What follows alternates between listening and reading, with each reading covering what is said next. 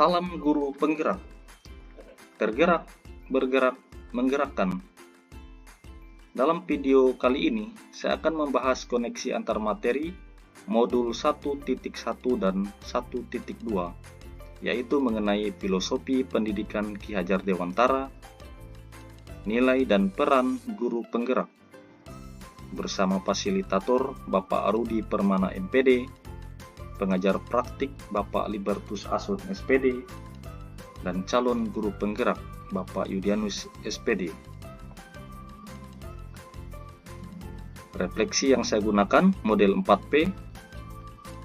Yang pertama peristiwa, yang kedua perasaan, yang ketiga pembelajaran, dan yang keempat penerapan ke depan atau rencana. Yang pertama, kita mulai dari peristiwa.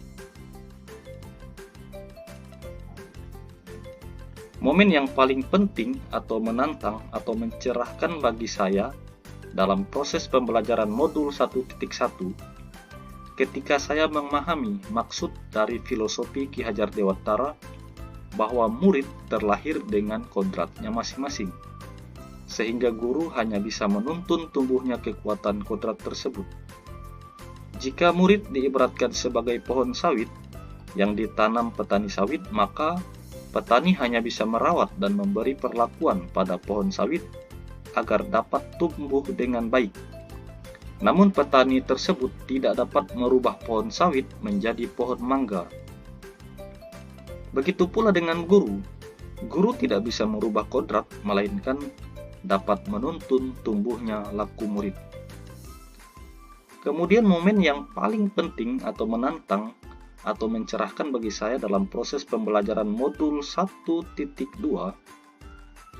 saat saya mengetahui bahwa seorang guru penggerak tidak hanya bertugas untuk mendidik murid saja, namun juga diharapkan dapat menjalani kelima peran guru penggerak, yaitu yang pertama sebagai pemimpin pembelajaran, yang kedua sebagai coach bagi guru lain, yang ketiga sebagai pendorong kolaborasi, yang keempat mewujudkan kepemimpinan murid, yang kelima penggerak komunitas praktisi.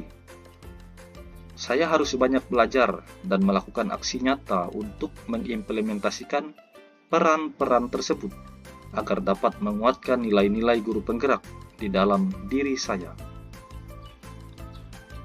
Kaitan antara modul 1.1 dan 1.2 yang saya pahami adalah kita perlu memahami tentang prinsip dasar pendidikan yang menuntun berdasarkan pemikiran Ki Hajar Dewantara agar dapat mengimplementasikan peran guru penggerak secara optimal untuk mewujudkan tujuan pendidikan sebagai tempat persemaian benih-benih kebudayaan dalam masyarakat. Maka guru penggerak harus memiliki nilai berpihak pada murid, reflektif, mandiri, kolaboratif, dan inovatif. Yang kedua, perasaan. Saat momen itu terjadi, saya merasa bagaikan tanaman diguyur hujan. Saya mendapat pencerahan tentang bagaimana menuntun murid tanpa merasa takut gagal dalam mendidik, sebab murid memiliki kodratnya masing-masing. Saya tidak lagi menganggap keberhasilan dalam mendidik diukur dari ketuntasan belajar siswa pada aspek kognitif, melainkan melihat semua aspek. Yang ketiga, pembelajaran.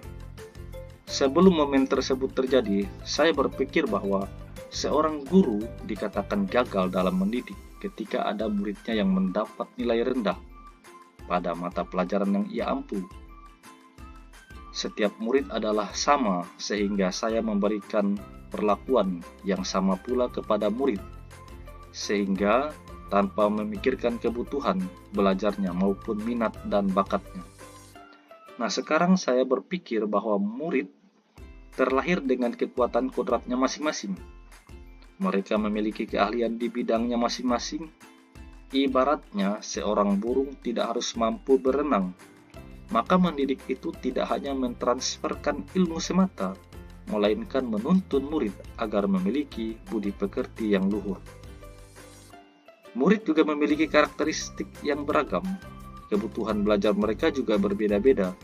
maka guru harus memberikan pengajaran yang sesuai dengan kebutuhan murid, serta memperhatikan kodrat alam dan kodrat zaman. Yang keempat, penerapan ke depan atau rencana. Apa pengembangan diri yang sederhana, konkret, dan rutin yang dapat saya lakukan sendiri dari sekarang untuk membantu menguatkan nilai, dan peran sebagai guru penggerak?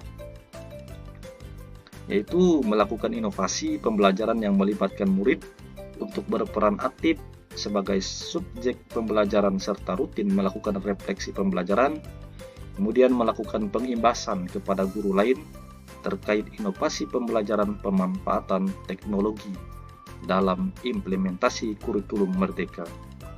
Sekian pemaparan materi dari saya. Terima kasih.